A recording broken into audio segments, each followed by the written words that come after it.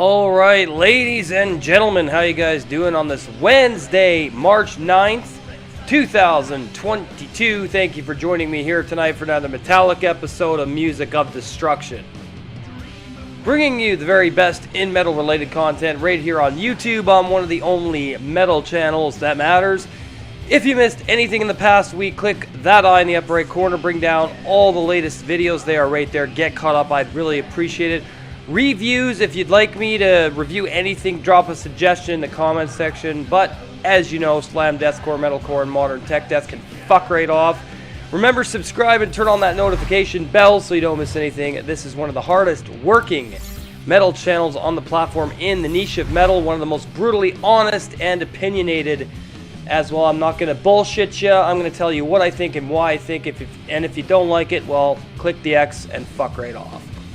Welcome to Album Ranking Wednesdays here on the channel, and tonight we're going deep beneath the earth for a ranking of an absolute legendary band in the genre of stoner doom metal with Sleep.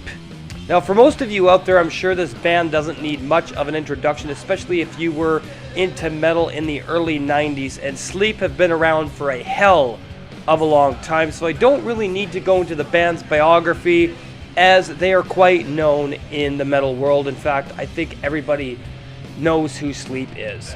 Now, they are certainly titans in the stoner doom metal genre and among the pioneers of it as well, along with greats like Electric Wizard and High on Fire. Now, granted, this isn't a genre I'm overly crazy about. There are, however, bands like Sleep, Electric Wizard, and Uncle Acid and the Deadbeats that I absolutely love. Alright, so let's just get into the ranking here, shall we? Coming in at number 5, we have Volume 1. This is their debut album, released in 1991 on Tupelo Recording Company Records. This is a really great debut for Sleep. It's not as psychedelic as some of their later stuff. It's more of just a doom metal album. There are some psychedelic nuances and things like that. It is a very stellar effort for a debut album. It's a really good one. There are some great memories of this record for me, especially when getting all bonged out and stuff like that. I didn't hear this album till about 96, 97, so I was around 17 years old when I first heard Sleep, but this was the first album I heard from them. It left quite a strong impression on me, still does to this day. However, there are other albums I like more, but Sleep does not have a bad album, but Volume 1 gets number 5. Coming in at number 4, we have Jerusalem, released in 1998 on the Music Cartel Productions. Now, this is just one straight track for 58 minutes. Psychedelic, doom-laden, trippy, buzzy.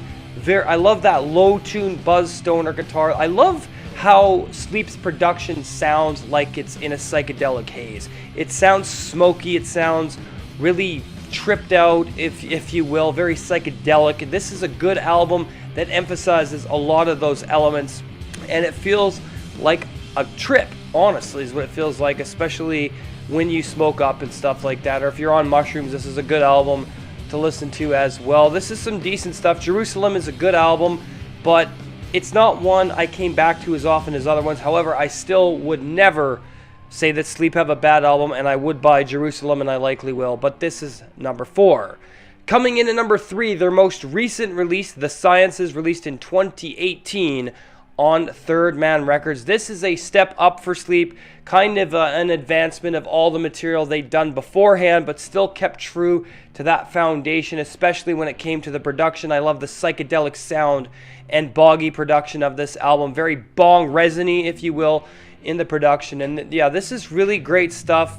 A lot of memorable tracks on this one. I've only spun it a couple of times, but again, this was back when I was still smoking pot quite a bit. Right back in 2018, I was doing a little bit of pot back then. And this was a good album to get high to, but it's also a very contemplative record and has a lot of intellectual songwriting and riffs and things of that nature. It's a good album. Number 3, The Sciences. Coming in at number 2, Dope Smoker, released in 2003 on TP Records.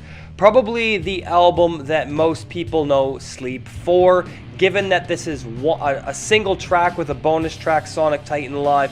But the title track, Dope Smoker, is 1 hour and 3 minutes long.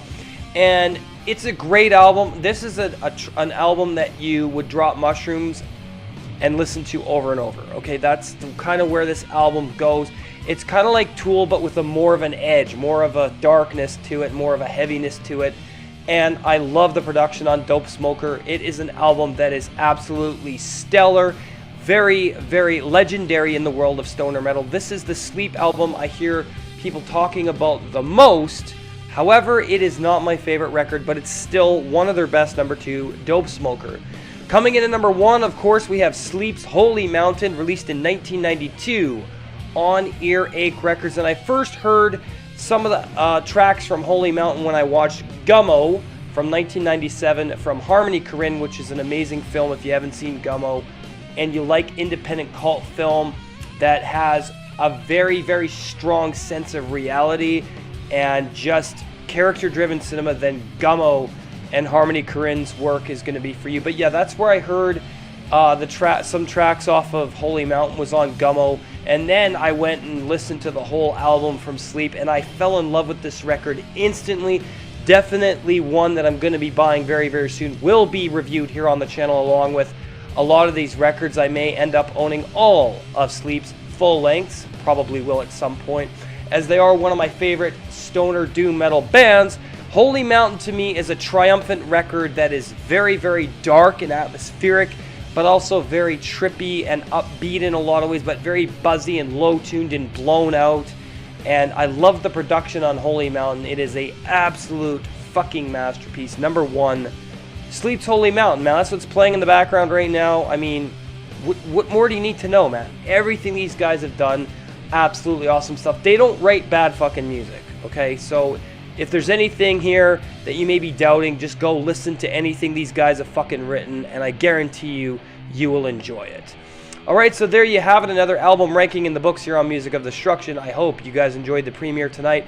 If you're new, hit that subscribe button, turn on that notification bell. Teespring.com/music-of-destruction, merchandise on there, and bonfire.com/store/music-of-destruction. Support the merch, buy some stuff, you get awesome merchandise. The girlfriend and I working on new stuff as always, and there's a lot of great stuff up there now. Of course, there's also the Patreon, The Seed, episode 35, the history of Cryptopsy is up there, patreon.com/music-of-destruction. Going to be working on The Seed episode number 36 this weekend, and I think I'm going to do the history of war metal, because that seems to be on everybody's lips right now for one reason or another, and I've had a lot of questions. Given that I'm a big war metal fan, I have people asking me a lot of questions on what truly defines war metal, so I'm really going to get into it this weekend on the podcast for The Seed episode 36, so make sure you stay tuned for that. I'll likely work on that Saturday before I do the radio show. Thank you guys for watching tonight. Like, comment, subscribe, share this video. We'll see you for Top 15 Thursdays for my Top 15 metal albums of 1989. Have a great night. Cheers.